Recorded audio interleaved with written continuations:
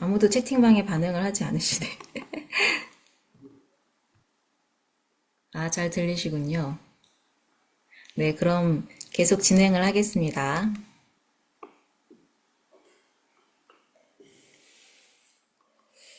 제가 TVN에서 방영 중인 방과 후 테리쌤이라는 프로그램인데요. 전교생이 18명뿐인 작은 학교에 방과 후 연극반이 만들어지고 배우 김태리 씨와 출연진들이 아이들과 함께 연극을 만들어가는 이야기입니다. 연극이 처음인 초등학생 아이들이 처음엔 서툴고 시행착오도 겪지만 점점 다양한 경험을 하게 됩니다. 직접 동선도 짜보고 배경음악도 만들고 연습하고 놀고 갈등도 겪고 또 풀어가면서 하나의 공연을 완성해 갑니다. 그 과정 속에서 아이들은 서로 존중하고 배려하는 태도를 배우고 처음부터 끝까지 해냈다는 성취감도 맛보게 됩니다. 그리고 무엇보다 여러 사람이 함께 만들어가는 즐거움을 경험합니다. 그런데 이 연극을 경험한 아이들이 프로그램이 끝날 무렵에 헤어지기 싫어서 대성통곡을 합니다. 저는 이 모습을 보고 의문이 잠깐 들었는데요. 왜 이 정도로 깊은 감정을 느꼈을까? 그 이유는 보니 굉장히 밀도 있는 시간을 보냈기 때문입니다. 그 밀도 있는 시간이 무엇일까? 아이들은 연극을 통해서 겉으로만 함께 있는 게 아니라 자기 안쪽까지 쓰면서 함께 있었습니다. 자기 역할을 수행하고 함께 감정을 나누고 함께 집중하고 함께 몸을 사용했기 때문에 밀도가 있는 시간이었던 거죠. 근데 장애 아이들은 이런 경험을 하는 게 쉽지가 않습니다. 그래서 연극이 아닌 애니메이션 더빙은 그들의 형편에 조금 눈높이를 맞출 수 있는 매체입니다. 일단 더빙은 대사를 외우지 않아도 됩니다. 그리고 1대1로 할 수 있고 또 연극처럼 자기 역할이 존재하고 자기 역할과 상황에 따른 감정 표현도 할 수 있고요.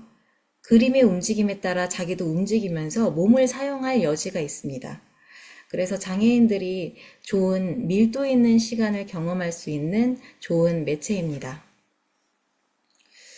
그리고 이 애니메이션 더빙을 통해서 왜 어떻게 밀도 있는 시간으로 찐하게 보낼 수 있는지 그 메커니즘을 자세히 소개해 드리겠습니다. 더빙은 감각 통합을 도울 수 있는 훌륭한 매체입니다. 감각 통합은 여러 개의 구슬이 하나의 목걸이로 꿰어지는 것과 같습니다. 각각 따로따로 있는 감각들이 하나의 기준에 맞춰 연결될 때 비로소 의미가 있는 하나의 경험이 됩니다. 이렇게 하나로 연결이 돼야 유용하게 쓰일 수가 있겠죠. 그리고 더빙은 이 감각들을 시각이라는 기준에 맞춰 꿰어주는 활동입니다.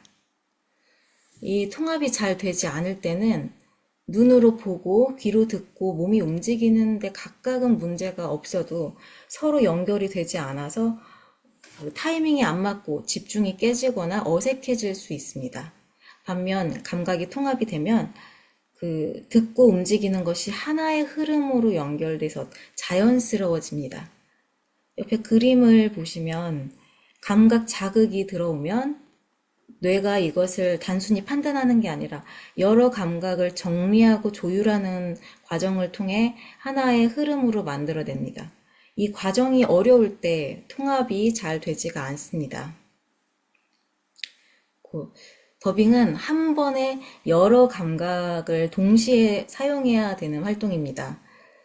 여기는 뭐 눈, 귀, 입, 몸이라고 써 있지만 실제로 이보다 훨씬 더 많은 요소들이 동시에 작용합니다. 이런 통합이 이루어지기 위해서는 기준이 필요한데요.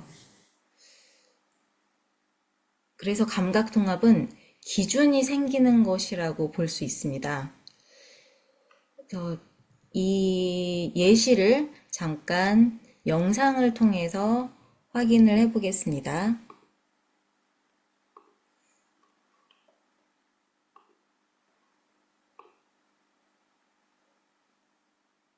영상. 잠깐만요.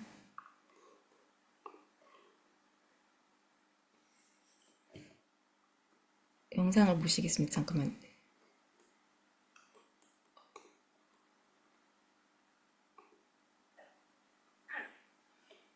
나 줘. 나요. 이 영상은 지금 더빙 수업을 하고 있는 과정을 촬영한 것인데요.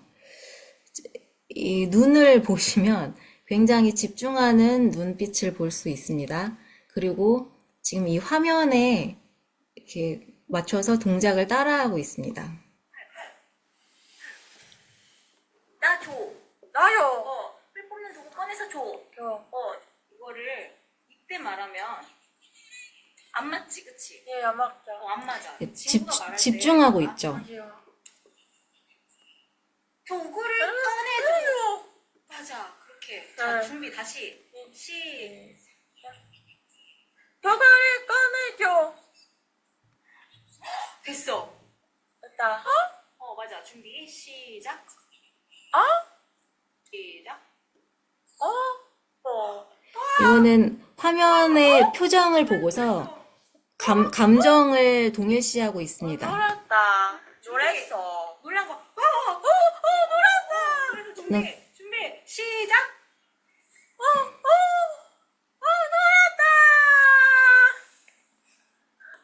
그래서 이렇게 화면을 보고서 동작과 감정을 따라 하는데요. 완성된 영상을 한번 보여드릴게요.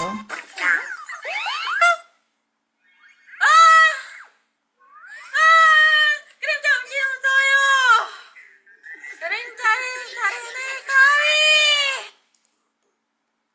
네, 이렇게 완성된 영상을 보고 있고요. 그리고 잠깐만요.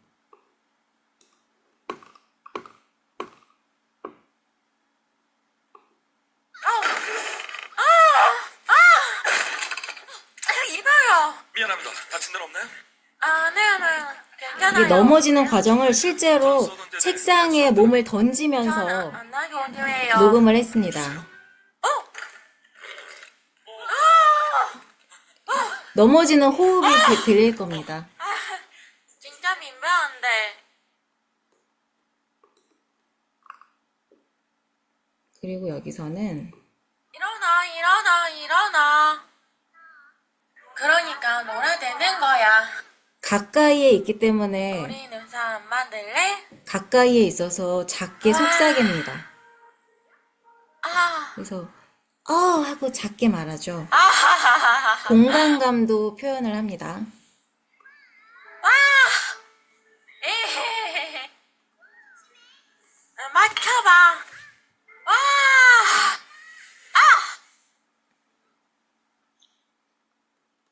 네.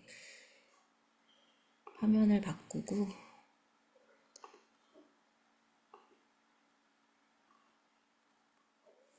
이 과정이 재미있어서 아이들이 자연스럽게 화면을 보고 집중해서 따라합니다. 다시 정리하면 시각적인 정보를 기준으로 감각을 맞추고 상황에 따라서는 이게 청각적인 기준도 함께 사용이 되는데요. 아까 그 놀라는 장면은 감정의 크기에 맞는 소리의 볼륨, 발성을 맞춰서 몸을 조절해서 표현합니다. 이렇게 더빙은 시각 또는 청각을 기준으로 여러 감각을 하나로 정렬하는 활동입니다. 그래서 더빙은 새로운 능력을 만드는 게 아니라 이미 가지고 있는 걸 다시 연결하고 활성화하는 과정이라고 할 수 있습니다. 이렇게 감각이 통합이 되면 다음 단계로 자연스럽게 언어 발달로 이루어질 수 있습니다. 언어는 학습으로 만들어지는 게 아니라 감각 발달과 경험이 먼저 이루어져야 하기 때문이죠. 왜 그런지는 언어를 사용하는 과정을 보면 알 수 있는데요. 먼저 언어를 사용할 때 청각피질에서 소리를 듣고 베르니키의 영역에서 그 소리를 의미와 연결합니다. 만약에 의미 없는 소리를 듣는다면 청각피질만 활성화되고 단어와 같이 그런 의미를 가진 청각 정보를 들을 땐 베르니케 영역도 함께 활성화가 됩니다. 그래서 의미 없는 소리는 그냥 들리는 데서 끝나지만 의미가 있는 말은 이해로 이어지게 됩니다. 그리고 적절한 말을 선택한 뒤 운동 피지를 통해 실제로 몸을 사용해서 말을 하게 됩니다. 이 과정에서 보시는 것처럼 시각, 청각, 운동 등 여러 영역이 동시에 사용이 됩니다. 그래서 언어 발달은 뇌 전체가 함께 작동하는 과정이라고 볼 수 있습니다. 그래서 단순히 학습을 통해 발달하는 게 아니라 먼저 감각 발달이 이루어지고 그 다음에 인지를 사용해 환경을 탐색하고 다른 사람과 상호작용하는 경험을 통해 발달하게 됩니다. 실제로 갓난아이는 울음을 통해서 표현을 하고 그 다음엔 빠방, 멍멍이 이런 의성어, 의태어를 사용하고 이후에 사물을 지칭하는 단어를 배우고 점점 문장으로 확장하게 됩니다. 여기서 중요한 점은 학습할 때와 놀이할 때 사용되는 뇌의 메커니즘이 다르다는 겁니다. 학습은 의무적으로, 의지적으로 수행되는 활동, 주로 대뇌 피질이 중심입니다. 반면 놀이는 흥미와 재미에서 시작되는 자발적인 활동으로 변형계가 중심이 되어 작동합니다. 이 변형계는 감정, 동기, 기억, 행동 조절 등에 관여해서 뇌 전체를 연결하고 조율하는 역할을 합니다. 쉽게 말해서 재미있고 하고 싶은 상태에서 뇌가 훨씬 자연스럽게 연결되고 활성화된다고 보시면 됩니다. 여기서 잠깐 영상을 또 보겠습니다.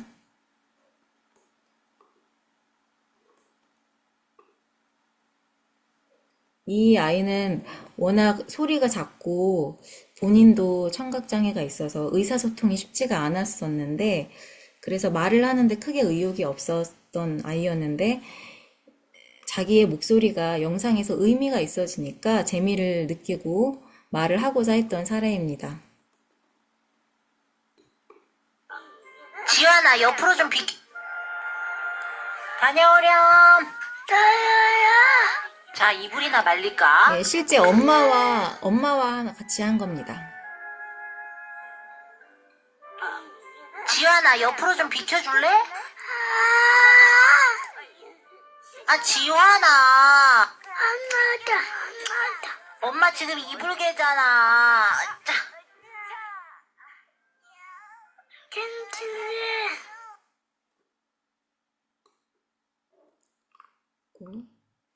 특히 이거 이렇게 역동적인 걸 좋아하더라고요.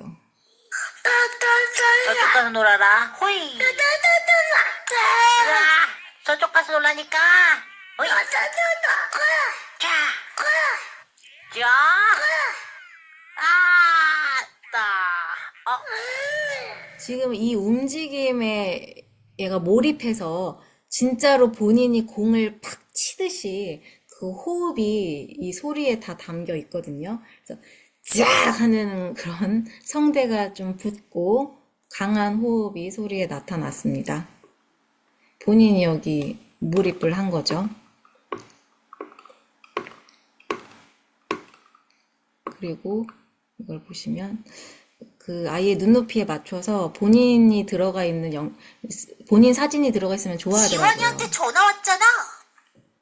여보세요? 난 뽀로로인데 누구세요?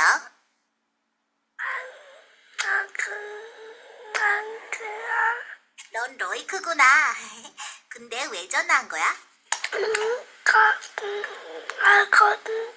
그래, 그럼 우리 손전화기로 놀자. 이 아이의 취향에 맞게끔 많이 했었습니다. 다시 화면을 돌려서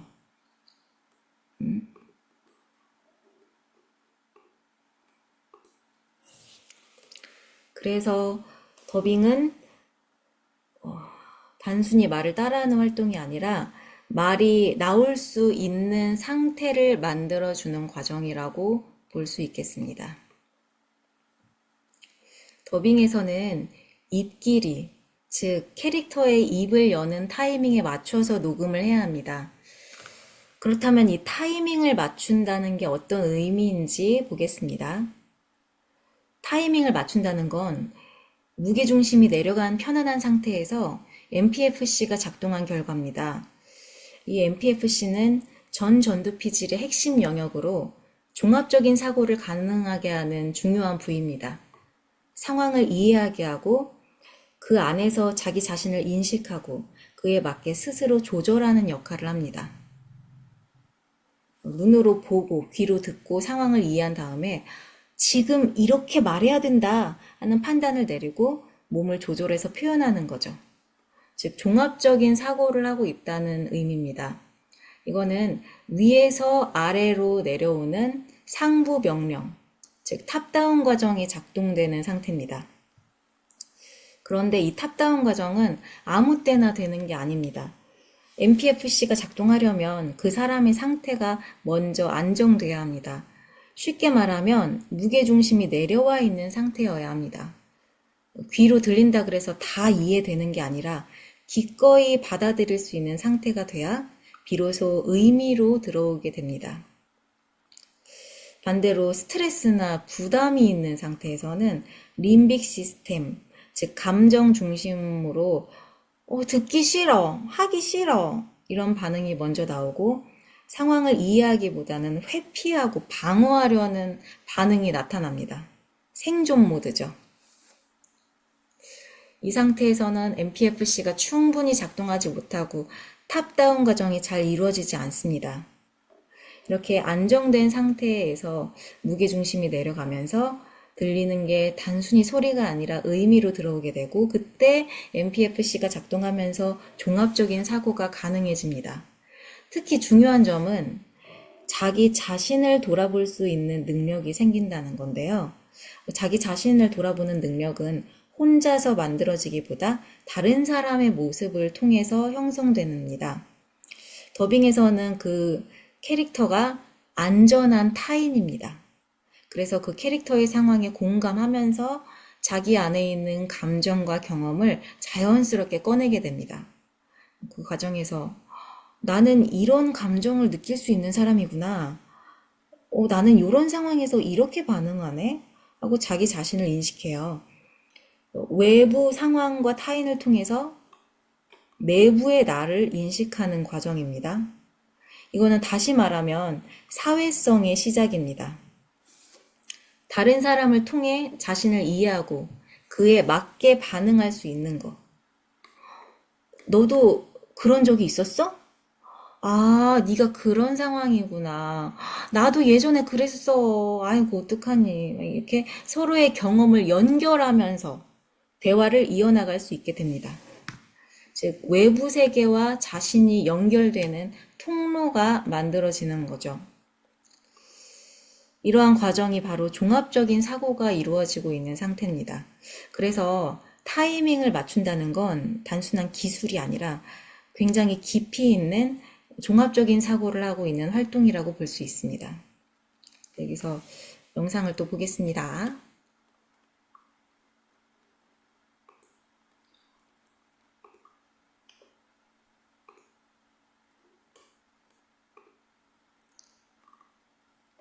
이 아이는 일단 먼저 이것부터 보고요. 맛있다!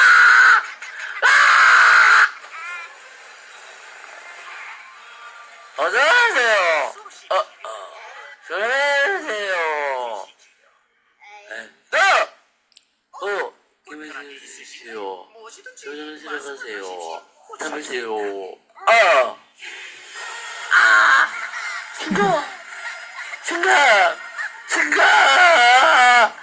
친가!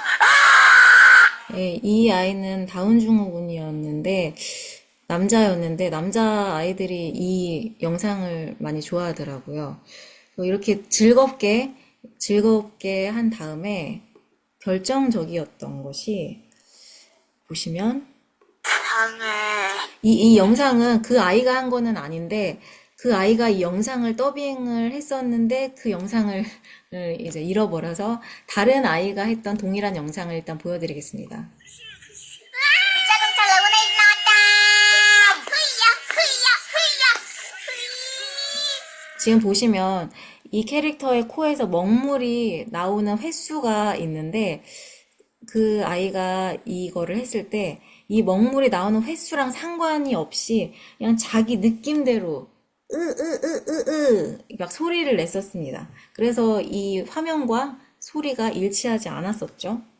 그래서 제가 이 횟수를 세면서 말을 했어요. 1, 2, 3, 4, 5, 1, 2, 3, 4, 5 이렇게 하고 그 아이의 목소리도 횟수를 세서 비교를 해주었습니다. 횟수가 다르다고. 그래서 그 모니터를 한 후에 다시 더빙을 했을 때 이 횟수에 맞춰서 녹음을 했죠.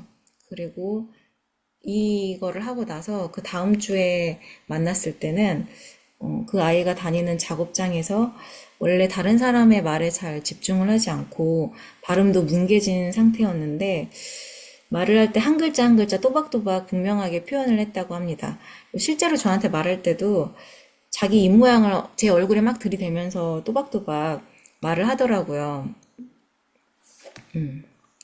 이렇게 그림의 움직임을 대충 통으로가 아니라 섬세하게 관찰하고 거기에 나를 맞추면 굉장히 의미 있는 결과가 나오는구나. 이런 경험을 하면서 의사소통을 할 수 있는 구조가 내재화된 것이라고 볼 수 있습니다. 내가 조절해서 표현하면 되게 좋은 거구나.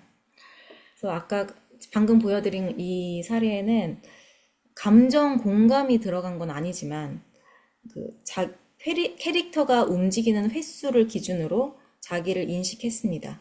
그래서 그 인식한 자기 모습을 수정하고 조절해서 상황에 맞는, 즉, 그 캐릭터의 움직임에 맞는 적절한 반응을 했습니다. 종합적인 사고를 통해서 의사소통할 준비를 갖춘 것입니다. 이제 발표를 정리하겠습니다. 말을 한다는 것은 단순히 소리를 내는 게 아니라 상황 속에서 의도를 가지고 목적을 이루기 위한 표현입니다. 더빙에서는 화면을 보며 동작을 따라하는 과정에서 그 상황의 의도를 이해하고 감정에 공감하도록 자연스럽게 도와줍니다. 이런 경험은 일상적인 경험이 제한적인 아이들에게 큰 자극이 됩니다. 그리고 저도 장애인으로서 성우 공부를 할 때 굉장히 큰 자극이 되었습니다. 이 장애인뿐만이 아니라 비장애인도 전문적으로 성우 공부를 하다 보면 자기가 뭔가 달라짐을 느껴요. 전혀 관심이 없었던 상황과 그 캐릭터에 왜 그런 걸까 이해를 해야 깊이 있게 진짜 진지하게 이해를 하기 때문이죠. 특히 더빙은 자발적인 동기와 내부의 감정을 함께 이끌어내면서 언어와 비언어적 요소를 동시에 사용해서 적절하게 의사소통할 수 있도록 돕는 좋은 매체입니다. 또한 입길이, 즉 타이밍을 맞춰서 말한다는 건 상황을 이해하고 감정에 공감하고 자기를 조절해서 표현하는 깊이 있는 종합적 사고를 요구합니다. 이것은 다시 말해서 상대의 말을 의미 있게 들을 수 있는 편안한 상태가 된다는 거고 상황에 맞게 자기를 조절해서 반응할 수 있는 상태입니다. 이러한 능력을 우리는 사회성이라고 부릅니다. 발달지체 장애 아동들이 자신의 발달 단계에 맞는 더빙 영상을 더빙하는 과정을 통해서 뇌의 전반적인 발달을 경험하고 세상과 함께 살아갈 수 있는 방법을 배울 수 있는 좋은 기회가 될 것이라고 생각합니다. 이상으로 발표를 마치겠습니다. 감사합니다. 공유 중지. 이제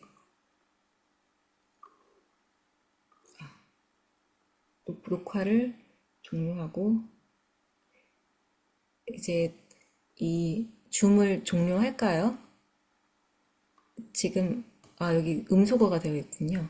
음소거 지금 이 시내가 푸른나무 교회 음성이 음소거가 되어 있어요. 음소거를 해제해 주셔야 되겠다. 됐다. 예, 됐습니다.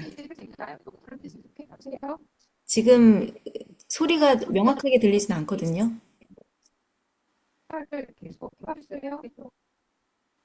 어, 소리가 잘 안 들리는데 차라리 저한테 핸드폰으로 전화를 해주셔서 제가 그 스피커폰을 제 노트북으로 하면 제가 이렇게 말하듯이 명확하게 들릴 것 같은데. 해주십시오. 제가 스피커폰으로 해볼게요. 어머, 어머. 이게 에코가 지금 에코가 그쪽 스피커를 꺼주세요. 네, 이제 됐나요? 울리지 않아요. 예. 네, 이제 녹화를 그러면 계속 해주십시오. 아, 네. 네. 이게 배터리가. 여러분 잘 들으셨나요? 잘 보셨죠? 너무 좋죠? 되게 너무 잘하시죠? 여러분들 여기 오신 분들 제가 이제 다 개인적으로 좀 이렇게 선생님 이제 조금 더 나이가 되겠지만 다 전문가시라고 제가 들었기 때문에 사실은 이제 두 가지의 길이 있습니다. 하나는 아이들에게 이제 이런 것들을 이제 접하게 하는 부모의 입장도 있지만 사실은 가르칠 수 있는 각계 가칭의 전문가를 저희가 양성하고 있어요. 사실은. 그래서 그런 분들을 세워서 왜냐하면 세계는 넓잖아요. 그래서 이런 신경질 기반의 저는 공부를 하고 있고 이런 전문가들을 세워서 정말 필요한 분야에 이때까지는 학습의 형태가 조금씩 사실 학습의 형태가 아닌 것들이 시도는 되고 있지만 뇌발달에 기반해서 그것이 왜 뇌발달에 대한 근거가 되는지에 대한 연구가 사실은 부족하거든요. 이제까지 저희가 해온 것이 바로 그런 것이고 그런 것의 결실을 저희가 맺고 있는 과정 중에 여러분들한테 이런 말씀을 드리게 됐고요. 너무너무 감사합니다. 그렇죠? 자, 그럼 마지막으로 시간이 조금밖에 없지만 제가 조금 남은 시간을 이용해서 저의 파트를 강의를 해보겠습니다. PPT 좀 준비해 주시고요.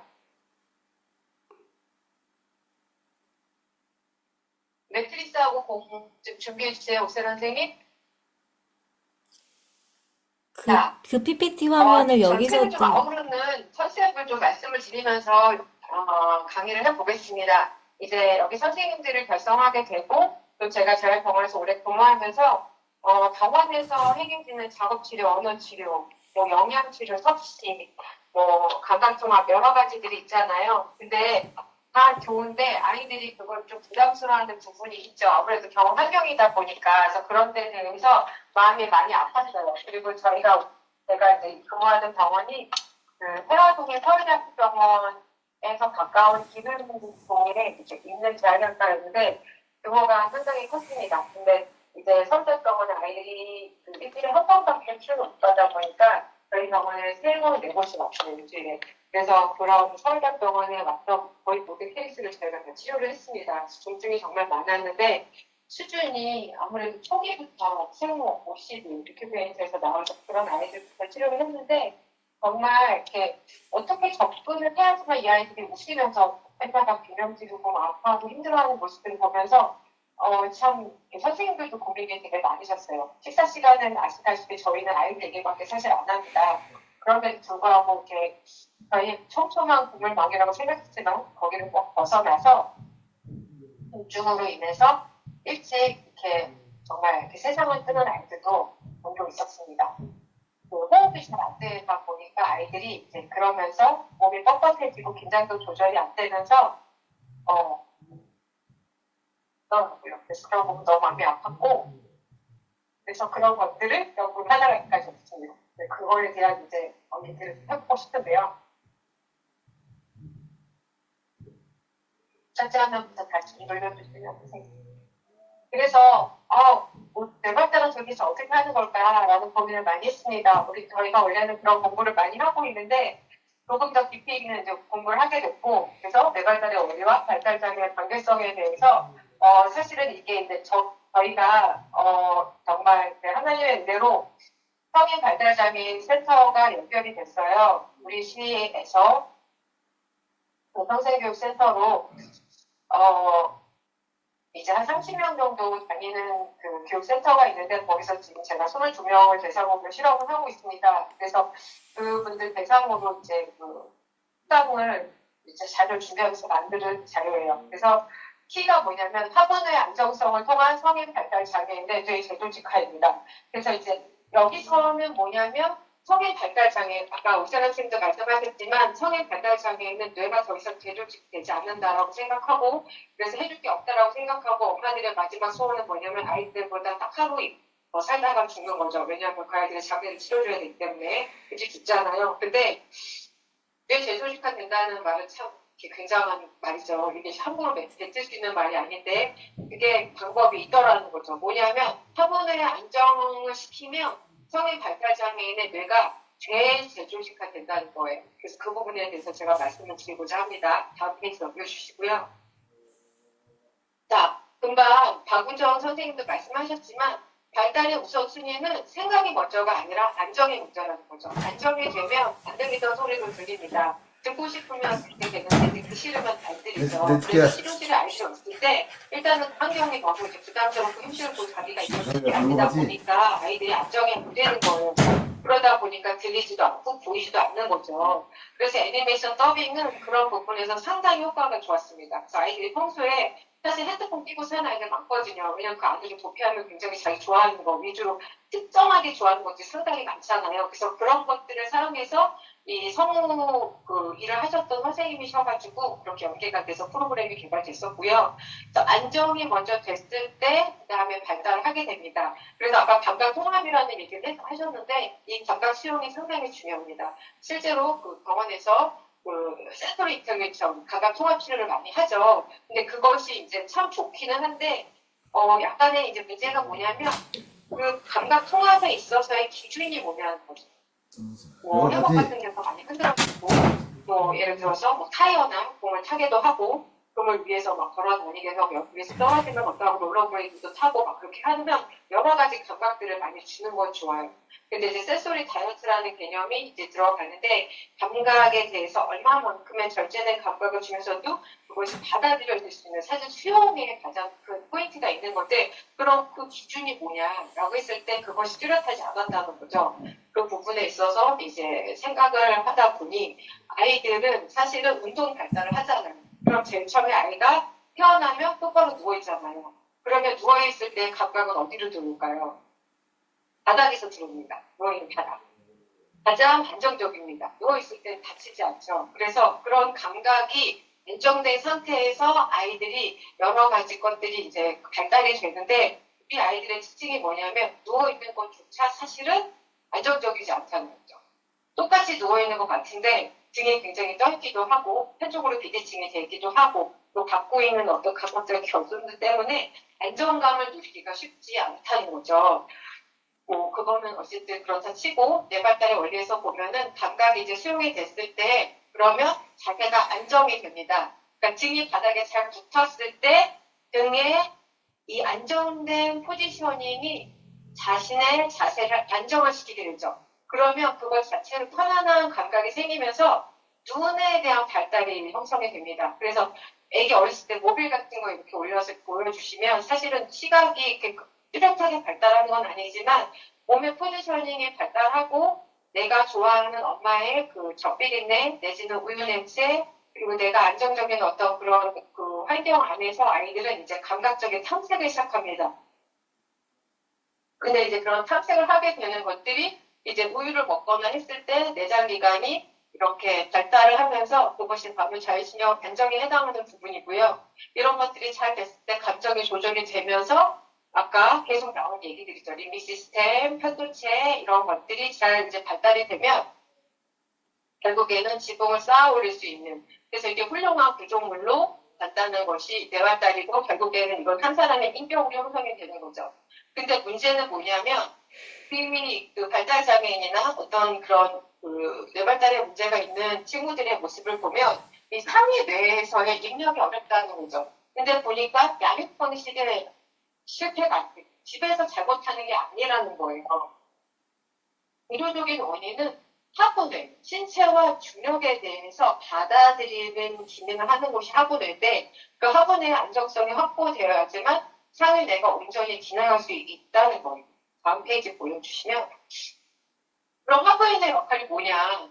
생존과 조절의 사령탑이라는 겁니다. 그래서 이 상부뇌가 있고 이렇게 하부뇌가 있습니다. 그래서 이게 이제 브레인스템이라고 해서 뇌줄기인데요. 이 뇌줄기를 통해서 이렇게 세레브럴 코텍스까지 정보가 전달이 됩니다. 그러면 이 뇌라는 것이 실제로는 뭐예요? 생존에 대해서 치열하게 애쓰고 있는 네트워크라는 거죠. 이 부분에서 불안정한데 어떻게 여기에서 인지나 감정을 다스릴 수가 있겠어요? 그래서 이 학원회가 안정이 돼야 되는데 이 회분의 역할이 누구냐? 생명과 조절의 사람탑이라는 거죠. 그래서 요즘에 사실 뇌발달 강의를 좀 가보시면 자율신경 조율에 대한 얘기들이 굉장히 많이 나오고 있습니다. 그리고 또 하나가 뭐냐면 노인이 됐을 때에도 아무래도 이제 그런 여러 가지 기능들이 떨어지다 보니까 그런 뇌구조가 좀 취약해지는 부분이 있거든요. 그것 또한 이 화분의 안정성에 해당하는 부분입니다. 여기 이제 앞에서 강연하셨던 선생님들이 다들 일반 사람들도 취약한 부분들이 있고 우리 아이들이 지금 현대사회다 보니까 그런 예를 들면 뭐 감정 조절이라던가 정서적인 부분들 그런 것들이 다 취약하다고 하시는데 그것들과 함께 노화가 될수록 근본적인 이런 취약성들이 생기는데요. 그래서 여러분 그런 거 들어보셨을 거예요. 회복 탄력성이라는 용어를 많이 들어보셨을 거예요. 회복 탄력성이라는 게 사실 뇌과학에서 많이 나오는 용어들인데 예를 들면 가장 쉬운 예로 누웠다가 갑자기 일어났어요. 그럼 어지럽지. 그게 바로 회복 탄력성입니다.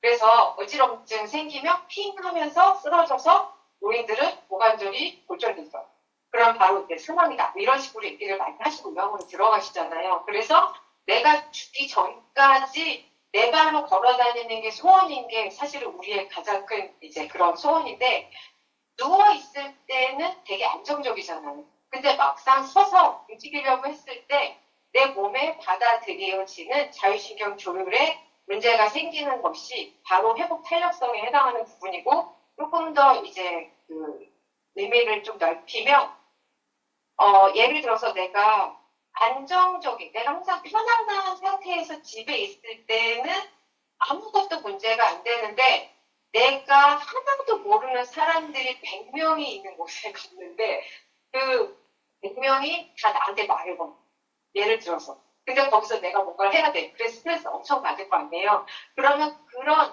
장애물이 많은 상태에서 내가 과연 생존하면서도 내가 하고자 하는 목적을 달성할 수 있느냐라고 하는 것이 회복 탄력성입니다. 그래서 그 회복 탄력성이 좋은 사람일수록 변화하는 환경에 잘 적응하면서도 본인이 갖고 있는 목적을 달성할 수 있다는 거죠. 그러면 성인 발달 장애 같은 경우에는 직업을 자립을 해야 되는데 자기가 익숙한 환경에서는 얼마든지 도피하거나 쉴 수 있지만 직업적인 환경에서는 어느 정도의 시간 동안 어떤 일을 집중적으로 하면서 내가 모르는 타인들과 같이 이렇게 일을 해야 되는 여러 가지 요소들이 되게 많잖아요. 그렇다 보니까 이 하분해가 안정되지 않은 상태에서 상분해의 감정과 인지를 조절하면서 장시간 일할 수 있는 그런 자립에 대한 고민들이 이 부분에 해결이 된다면 가능하다는 거고 또 연세가 드신 분들 또한 사실은 화분의 안정성이 된다면 그런 부분들이 지속적인 시간들이 확보가 되는 것이고 또 하나가 그런 일상생활 속에서 자율신경 조절에 문제가 있는 어떤 분노 조절 장애라던가 ADHD라던가 그런 것들도 사실은 다 이러한 원인인 기반이 된다는 것입니다. 그래서 꼭 발달 장애인 아니면 장애인 뭐 역세트 이상 여러 가지 어떤 그런 우리가 특정하게 생각하는 장애인의 영역이 아니라 일반적인 뇌발달의 영역에서 동시에 적용될 수 있는 이론입니다. 그럼 이 하분해가 뭘 하느냐? 생존 및 자율신경 조절, 근긴장 조절, 흥분과 억제의 균형 유지. 그래서 여러분들도 긴장하고 힘든 환경에서는 몸이 좀 딱딱해지잖아요. 근데 좋은 건 뭐냐면 내가 긴장을 풀어야지. 한숨을 쉬면 몸이 풀어져요. 근데 우리 아이들은 그 뇌구조가 근본적으로 취약하다 보니까 이렇게 해도 잘 안 풀리더라는 거죠. 그래서 치료적인 중재가 필요해서 이런 여러 가지 치료 프로그램들이 들어갑니다. 성인 발달장애인이 겪는 감각 과민, 감정 폭발, 그리고 발작 취약성은 단순한 행동의 문제가 아니고 이는 대부분 학원의 안정성과 직접도 연관된 생리적 결과라는 거죠. 앞에 보여주시면요. 근데 평균에는 학원애가 안정될 때까지 기다립니다. 그래서 우리 애들이 듣는 거 같지만 끝끝내 안 듣는 거죠. 학원애가 안정이 안 됐기 때문에 학원애가 불안정할 때는 신경망 노이즈가 급증합니다. 그 신경망, 그러니까 말하자면 이제 브레인 네트워크죠. 그 신경망이 굉장히 과각성에 돼 있어서 그게 너무 이제 마찰이 심하면서 소리가 이렇게 극심하게 지금 여러분 보시면 우리 애들이 막 이렇게 막 하는 거 같아요. 이런 상태인 거예요. 원래 이렇게 조율이 잘 돼서 일정한 그래프를 그려줘야죠. 이게 뭡니까? 뇌파죠. 그럼 요거는 이제 정적인 뇌파라고 보시면 됩니다. 그래서 요거를 검사하는 게 요즘에 되게 많죠. 그래서 뇌파 검사하는 기계들 중에 호흡과 연동해서 측정하는 기계들이 있습니다. 그래서 아예 그 호흡을 자율신경 교류를 통해서 뇌파가 변하는 것들을 이제 측정을 하게 됩니다. 그래서 바로 치료까지 가능한 그런 프로그램에 대한 측정기들이 많이 나옵니다. 그래서 이런 화분의 불안정이 됐을 때 성분에 미치는 결과는 화분해가 안정이 안 되다 보니까 인지 기능이 저하되고 감정 표현이 통제 생실되고 발작 역치가 감소되니까 역치가 낮다는 건 뭐예요? 조그만 자극에도 팍팍 튀어오른다는 거죠. 다음 페이지 보여주세요. 그래서 집으로 따지면 집안이 침하가 되고 그리고 자율신경 조율이 이제 밸런스가 깨지고 그러면서 노이즈가 폭주되니까 불이 막 항상 나 있는 거죠. 그러니까 늘 발작하거나 늘 감정 폭발합니다. 그래서 안정이라고 하는 게 우리는 심리적인 그런 얘기를 많이 하고 질문도 저한테 그렇게 해요. 이거는 심리일까요? 인지일까요? 이런 질문을 하시거든요. 사실은 심리와 인지는 유관하죠. 그죠? 바로 아까 계속 들으셨지만 안정은 단순한 심리적 위안이 아니라 신경 생명적 기반이라는 거죠. 다음 페이지 한번 보실게요. 그래서 금방 레질리언스 얘기를 했습니다. 누운 자세는 중력이 낮다 보니까 중력 부하가 최소한으로 걸리고 그러면 사실은 목을 이렇게 움직일 필요가 없죠. 왜냐하면 중력이 그냥 바로 쏟아지기 때문에 이 전정계는 사실 이 머리와 이 몸통 사이에 이 귀 안에 있는 그 방향을 감지하는 여러분 그 이석이명 들어보셨죠? 그래서 반고리관, 세반고리관이 이 앞과 뒤와 옆과 그렇게 3차원적인 공간을 감각하면서 내가 이렇게 만약에 쏠리면 내가 이렇게 몸의 위치가 이렇게 쏠렸다라고 인식을 시켜주는 게 반고리관이거든요. 그래서 반고리관은 이 머리와 이 몸통 사이에 존재하기 때문에 이 부분이 움직임이 많을 때 전정계에 자극이 많이 들어갑니다. 근데 누워있다는 거는 그 자체를 쓰지 않아서 전정계 자극이 낮거든요. 그러니까 누워있을 때는 어지러운지 잘 모르는 거예요. 그래서 왜 어지럽다고 하시는 분들이 집에 누워있죠. 왜냐면 움직이면 힘드니까. 그래서 이럴 때는 상관없어요. 그냥 교감신경이 안정이 돼요. 근데 딱 섰다 했을 때는 이 중력을 받으면서 내가 똑바로 서 있어야 되려면 이걸 활성화시키잖아요. 활성화시켜야 되잖아요. 그러다 보니까 전정계가 활성이 되고 그러면서 이 교감신경이 이제 계속 이제 사용이 돼야 되는 거죠. 그래서 이 교감, 부교감 신경에 대한 자율신경의 즉각적인 조절이 필수입니다. 그리고 이 몸통은 어때요? 힘을 안 쓰다가 몸통에 막 힘을 써야 되기 때문에 이 체간이 이 중력에 대항한 형중력 근육을 계속 실시간으로 계속 써야 되는 거죠. 내가 이렇게 서 있지만 이 몸통을 안 쓰는 게 아니라 사용을 해야 되는 거죠. 그래서 겉으로 봤을 때 그냥 뭐 서 있고 누워 있다라고 생각하지만 이 신경학적 차이라는 거는 화분해가 불안정하다면 이는 내부 신경계가 엄청난 생존 표진을 벌이는 고난도 작업입니다. 그래서 우리 이 뇌가 취약한 아이들이 세우기가 그렇게 힘들죠. 그렇죠? 열리기가 그렇게 힘들고 앉기조차 힘들어요. 오랫동안 앉아있어도 학습을 좀 시키겠는데 그게 더 어려운 거죠. 계속 움직이잖아요. 계속 무너지고 그런 것들이 사실은 이런 원인이 있다. 넘겨주시고요. 그래서 발달상에 봤을 때 제일 처음에 누운 자세에서 엎드림, 내발기기, 곰자세, 서기, 걷기. 그래서 이 곰자세에 집중하게 됐어요. 그래서 이 학원의 안정성이 취약한 아이들한테 이것들을 가르치기 위한 약간의 이제 좀 구조화된 프로토콜로 이렇게 접근을 하다 보니까 못 보는 아이들이 걷더라는 거죠. 그러면 이 곰자세가 뭐냐? 다음 페이지 한번 넘겨가 볼게요. 이 곰자세라고 하는 건 시각을 써요, 안 써요? 안 쓰죠. 시각을 안 쓰고 어떻게 쓰냐면 손과 발만 씁니다. 그래서 애들이 시각을 안 쓰고 이리 쿵 저리 쿵 받으면서 몸으로 감각을 느끼는 거죠. 그러니까 아이들이 굳이 시각을 쓰지 않아도 몸에 대한 발달을 선행한 상태에서 그 다음에 일어서잖아요. 그럼 눈으로 보이죠. 그럼 사실 내가 눈으로 보는 게 아니라 몸으로 먼저 느끼는 거. 몸으로 먼저 느끼는 감각이 발달된 학원의 안정성이 기반이 된 상태에서 눈으로 보기 때문에 잘 돌아오는 거예요. 근데 이 내발기기 자세의 중재가 충분하지 않은 상태에서 곧바로 빨리 일어났어. 엄마들이 얘기하실 때 우리 빨리 걸었어요 라고 얘기를 하시거든요. 특히 발달장애 애들 얘기 들어보면 내발기기 안 했다는 얘기 진짜 많이 하시거든요. 그러면 이 학문의 안정성의 그런 것들이 중재가 잘 안 된 상태에서 눈으로 많이 보고 감각적인 것들이 들어오잖아요. 필터링이 안 되는 거예요. 그 불안한 거죠. 그래서 눈을 꼭 확인하지 않으면 너무 불안해요. 쫓아가서 보는 거예요. 그걸 바로잡지 않으면 그것들이 불안합니다. 심리적으로 불안함들을 잠재울 수 있는 화분의 안정성이 부족하기 때문입니다. 그래서 그것에 대한 효과적인 중재가 공자세라는 거죠.